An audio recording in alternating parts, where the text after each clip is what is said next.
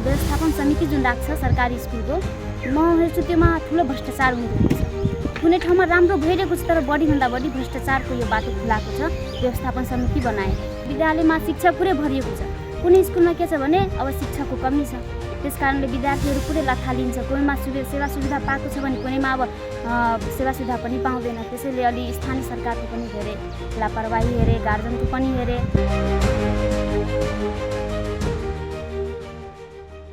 नमस्कार, TV today में अपने संपूर्ण गोटे के स्वागत करे छी। अखन चुनावक जे छै सरगर्मी कही त हरेक ठाम अखन छा चुकल छै। हरेक ठाम अखन चर्चा अछि त चुनाव के मात्र। अहाँ कतौ जाओ त सिर्फ अखन अहाँ के चर्चा चल चुनाव के लक हम सब बातचीत करब जे विराज सप्तरिक सदर मुकाम के क्षेत्र नंबर 2 के बात करब। जे ओइ ठाम अखन देखल जाए तो 4-5 में अखन एकदम प्रतिस्पर्धा दल में देखल गेल छै। ओइ ठाम विकास तो कहबै तो किछ में तो भेल छै, लेकिन अखनो कहबै तो ओहन कतेक गली छै, कतेक नाला छै जैसे अखनो अल्पत्र अवस्था में अहाँ के ओइ ठाम देख में आयत। जिस सप्तरी के मेन कहबै जे गली कही टोल कही ओइ ठाम के अवस्था अखन वही प्रकार से। जना बात करब हम सप्तरी के मदन टोल जे क्षेत्र नंबर 2 वार्ड नंबर 8 में छै। ओइ ठाम जे सीके राउत जखन जर्मन से लड़ल छलै, उपेंद्र यादव जखन लड़ल छलखिन जनता समाजवादी पार्टी नेपाल से, तो एकटा ओ क्षेत्र नंबर 2 कनी विशेष जे छै से ओना चर्चा में आबि चुकल छै। लेकिन कहबै तो हरेक जे निर्वाचन क्षेत्र रहे छै ओतबे चर्चा के विषय रहे छै, कियाक हरेक ठाम जनता के आशा अपेक्षा से जुड़ल गेल रहे छै।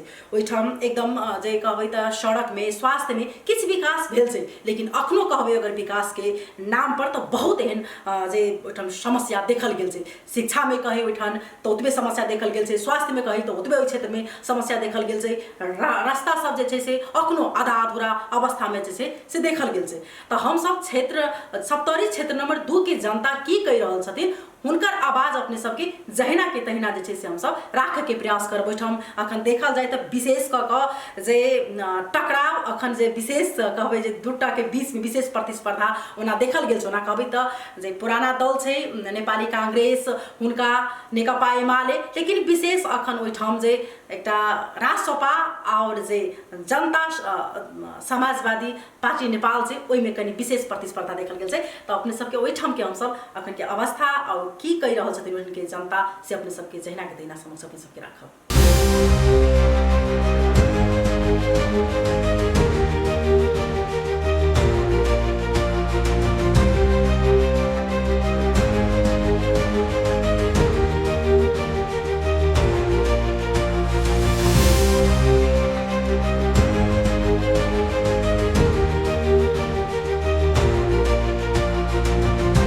अनि के छ चुनावलाई कसरी हेरिराख्नु भएको छ यहाँहरु? खोइ अब कसरी भन्नु, अब कोही के भन्छ कोही के भन्छ, अब आफ्नो मन मुताबिक हाल्ने हो हैन। तपाईहरुको समस्या अहिले के छ? यो बाटोको समस्या के यो छ? बाटोको निर्माण राम्रो गरेको छैन, नाला यस्तै खुल्ला छोडिदिएको छ, गनाउँछ बस्दाखेरि घरको अगाडि पर्छ, त्यसैले गर्दा बिमारी हुन्छ केटाकेटीहरू। समस्या देखिराख्नु भएको छ। समस्या भनेको त्यही। अब कस्ता चाहिँ तपाईहरु जनप्रतिनिधि चाहिराख्नु भएको छ? जनप्रतिनिधि त अब गरिबलाई पनि हेर्ने, सबैलाई हेर्ने राम्रो खाले चुनिकन अब हाल्नुपर्छ। शिक्षा कस्तो छ? यताको शिक्षा क्षेत्रमा सुधार भएको छ? शिक्षा, स्वास्थ्य, किसानहरूको समस्या योभन्दा पहिला समाधान भएको छ? छैन छैन छैन, न शिक्षामा छ न केमा छ। सबै त बोर्डिङमा पढाइरहेछ, आफ्नो गोडीको पैसा तिरेर पढाइराख्नु भएको छ। बाटोहरूको त्यस्तै अवस्था छ? बाटोहरूको त्यस्तै अवस्था छ। हजुरको नाम? म राजदेव यादव। हजुर, घर चाहिँ? घर राजविराज नगरपालिका वार्ड नम्बर 8 हो। 8 मा मदननगर। हजुर, योमा चाहिँ समस्याहरू के छन् अहिले तपाईहरुको? यो खासै भौतिक रूपमा हेर्दा बाटो निर्माण हुन सकेको छैन। प्लानिङ त उहिलेदेखि हो, मदननगर भनिराखेको छ। हजुर, मदननगर भनेको एमाले पार्टी कार्यालय यहीँ छ, हजुर देखिसक्नु भएको हो। हजुर, एमाले पार्टी कार्यालय त्यति बेला प्लानिङ गरेर अनि यसलाई हामी राम्रो तरिकाले वास्तवमा पुरानो जुन राजविराजको टाउन प्लानिङ छ त्यसै हिसाबको यो प्लानिङ पनि छ। हजुर, तर चाहिँ हरेक ठाउँको यो बाटोघाटो बनिसकेको छ, तर तपाईँको यति जुन नजिकमा यो सप्तरीको राजविराजमा यो एरिया पर्छ, तर ढलानहरू भएको छैन, नलाहरू बनेको छैन, ढलान बाटो भएको छैन। यतातिर भएको छ है। हजुर। अनि अरू सबै यो यसमा 4वटा ब्रान्च रोडहरू छन्, अनि 4टै रोडमा अहिलेसम्म भइसकेको छैन। पछाडि अब हुन्छ भन्ने हामीलाई आश्वासन दिएको छ वार्डदेखि, त्यसरी हामीलाई आश्वासन। यहाँहरूले कसरी हेरिराख्नु भएको छ यो चुनावलाई लिएर? चुनाव त यो हाम्रो परिवर्तनको आवधिक परिवर्तन, देशमा कुनै पनि परिवर्तनलाई यसरी स्वीकार गर्न र परिवर्तन गर्नलाई त आवधिक निर्वाचन प्रणालीको त विकल्प हुँदैन नि। त्यस कारणले गर्दा यो चुनाव त अनिवार्य छ, निश्चित छ। परिवर्तन पनि ल्याउँछ भन्ने चारैतिर सुनिएको छ। हामीले पनि त्यसै परिवर्तनको आशमा छौँ। परिवर्तन कस्तो परिवर्तन खोजिराख्नु भएको छ? परिवर्तन त अब सबैजना चारैतिरबाट नयाँ परिवर्तनको आश हुन्छ नि। पहिले पुराना कुरालाई त्यागेर नयाँ कुरामा जाने भन्ने सबैको आश हुन्छ नि, इच्छा आकाङ्क्षा त त्यही हुन्छ मान्छे। के गर्नुहुन्छ योचोटि चाहिँ? उम्मेदवार पनि नयाँ ल्याउनुहुन्छ? उम्मेदवारलाई अब यो नयाँ पुरानो त एकजनाले ल्याएर हुँदैन, सम्भव पनि छैन होइन। हाम्रो क्षेत्रमा त यहाँ पुरानो उम्मेदवार नै हुने जस्तो छ। कसलाई कसलाई ल्याउनुहुन्छ? हाम्रो क्षेत्रमा यहाँ त तपाईँको पुरानो दल भनेको पहिलेदेखि तिनीहरूको सङ्गठन छ। नयाँमा अहिले हाम्रो रामजीजी के हो घन्टीबाट हुनुहुन्छ, अनि पुरानाबाट तपाईँको पुराना दलहरू जस्तो छ। अहिले त हाम्रो उमेश यादवको अलिकति छ। के नाम छ तपाईँको? मेरो नाम अर्चना कुमारी यादव। हजुर। मेरो घर चाहिँ रुक्मी हो। हजुर। अहिले हाल चाहिँ राजविराजमा बिबी अहिले अध्ययनरत गरिरहेको छु। अहिले चाहिँ चुनाव भइरहेछ होइन? जेन्जी तपाईँहरू समूहको हुनुभयो, कस्तो परिवर्तन तपाईँहरू खोज्नु भएको थियो? हामीले परिवर्तन भनेको जस्तै राज्यमा जस्तै स्वतन्त्र थियो, तर जनताले जस्तो चाहेको बमोजिम सेवा पाइरहेको थिएन। जस्तै भ्रष्टाचार पनि धेरै भयो, सबै जनताले प्रत्यक्ष रूपमा हेर्नु नै भयो। उहाँहरूको घरमा गएर कसरी पैसा एउटा जस्तै गाडेर पहिलाको जमानामा जसरी राख्थ्यो त्यसरी अहिले प्रदर्शन हेऱ्यो। तर अहिलेको जनता यस्तो चाहन्छ कि जनताको सुख र सुविधा नि झन्झटिलो होइन, सरल ढङ्गले होस्। स्वतन्त्र छ भने प्रत्यक्ष रूपमा हो। जस्तै के अरे संसदमा जुन एउटा यताबाट निर्वाचन गरेर पठाउँछ व्यक्तिलाई, यहाँको व्यक्तिलाई जे सांसदमा जुन व्यक्तिलाई सोचेर यताबाट पठाउँछ त्यहाँ गएर के गर्छ, यिनीहरूले दल अर्कोमा समावेश गरेर उहाँहरूले अर्कोलाई खोजिहाल्नुहुन्छ। त्यस कारणले यताबाट त प्रत्यक्ष भयो, तर यताबाट एकैचोटि प्रत्यक्ष त संसदको लागि त भएन। त्यस कारणले मान्छेलाई यदि जस्तै अन्य देशहरूमा जस्तै अनलाइन सुविधा जस्तो भोट भइरहेको छ त्यस्तो भइदिएको भए हाम्रो देशमा अलि भ्रष्टाचार नेताहरू चुज हुँदैन थियो। डाइरेक्ट जनताले एकैचोटि चुन्थ्यो, एकैचोटि सांसदको लागि नेता चुन्थ्यो। त्यसको लागि डिजिटलाइजेसन गर्दा मेरो हिसाबले धेरै राम्रो हुन्थ्यो। अहिले चाहिँ शिक्षाको कस्तो छ अवस्था तपाईँहरूको एरियातिर, तपाईँहरूको यो क्षेत्र नम्बर 2 मा?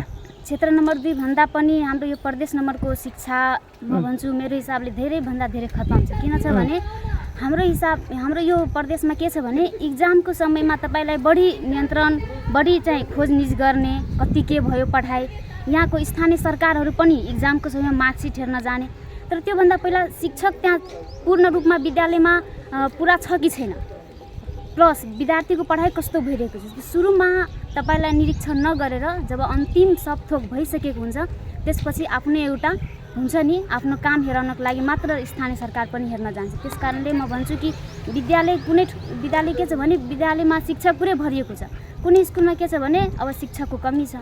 त्यस कारणले विद्यार्थीहरू पुरै लथालिन्छ। कोहीमा सेवा सुविधा पाएको छ भने कुनैमा अब सेवा सुविधा पनि पाउँदैन। त्यसैले अलि स्थानीय सरकारको पनि धेरै लापरवाही हेरे, गार्जनको पनि हेरे। अब जस्तै यो व्यवस्थापन समिति जुन राख्छ सरकारी स्कुलको, म हेर्छु त्योमा ठुलो भ्रष्टाचार भइरहेको छ। कुनै ठाउँमा राम्रो भइरहेको छ तर बढीभन्दा बढी भ्रष्टाचारको यो बाटो खुलाएको छ व्यवस्थापन समिति बनाएर। अब चाहिँ कस्ता चाहिँ जनप्रतिनिधि तपाईँहरू चाहिराख्नु भएको छ? हाम्रो हिसाबले जनप्रतिनिधि भनेको पहिले भन्दा अब वर्तमानको जनप्रतिनिधि केही नयाँ नौलो परिवर्तन ल्यायोस्। जनताले जति खोजेको थियो, सोचेको थियो त्यस्तो पहुँच र त्यस्तो वर्तमान अब विकास ल्याउनु पर्ने सबैको त्यही खोज छ। अब हेरौँ नयाँ नेपाल अब कस्तो बन्नेछ, त्यो सबैको अब सपना नै छ। यो चोटि कसरी तपाईँहरू हेरिराख्नु भएको छ चुनावलाई?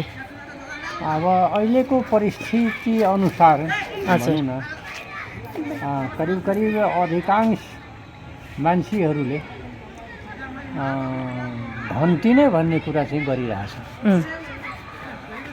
त्यसपछि अन्य दलका पहिलेदेखि समर्थन भएका मान्छेहरूले केही आफ्ना आफ्ना कुरा पनि लिएर, आफ्ना विषयवस्तु लिएर, आफ्ना मान्छेहरू लिएर केही यसो तालमेल मिलाउँदैछ।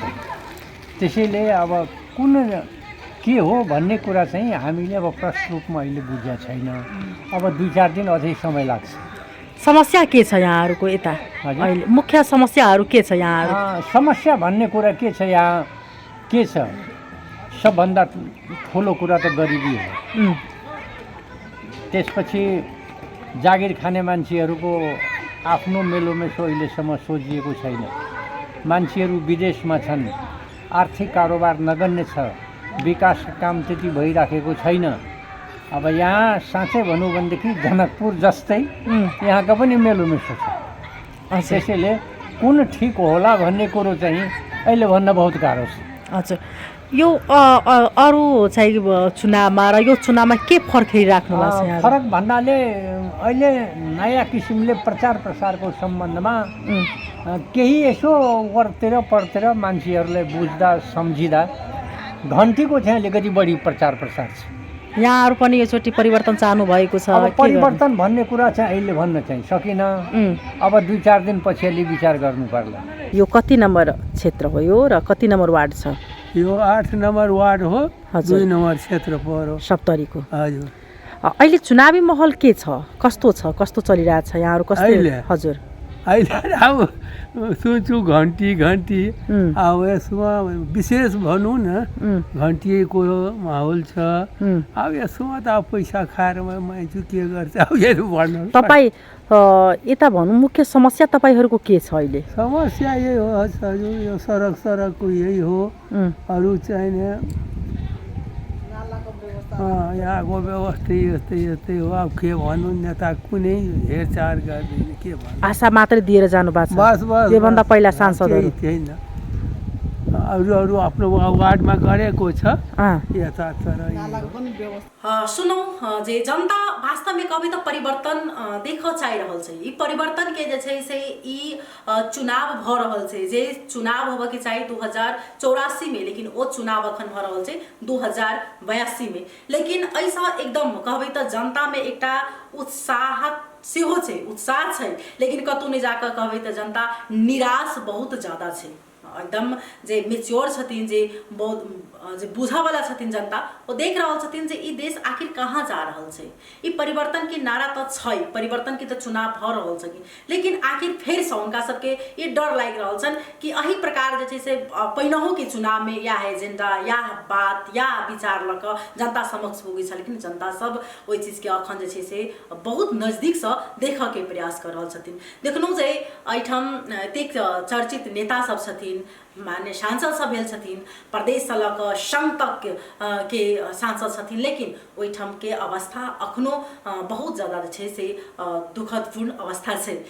विद्यार्थी के बात सुनो जे अखन ओ पढ़ रहल छै, लेकिन ओ विद्यार्थी के सुननी जे कतेक जे सबसे अगर कहबै त अखन मध्य प्रदेश के शिक्षा के क्षेत्र जे छै से बहुतेक जे छै से खराब अवस्था में छै। शिक्षा में अखन सबसे विशेषज्ञ देखा सबगोटा के इच्छा छै कि हम शिक्षा हासिल करी, हम पढ़ी, लेकिन आखिर जई ठाम के शिक्षा अगर ठीक नहीं रहते तो स्वाभाविक छै कि एहि ठाम से अहाँ बाहर जेबेटा करते पड़। तो बहुतेक एहन समस्या छै। अखन जनता के मन में बहुत प्रश्न सब सेहो उठि रहल छै। तहिना हम सब दोसर ठाम के दोसर क्षेत्र के जनता के आवाज लक अपने सबके समक्ष रह। अखन के लिए विदाई, नमस्कार।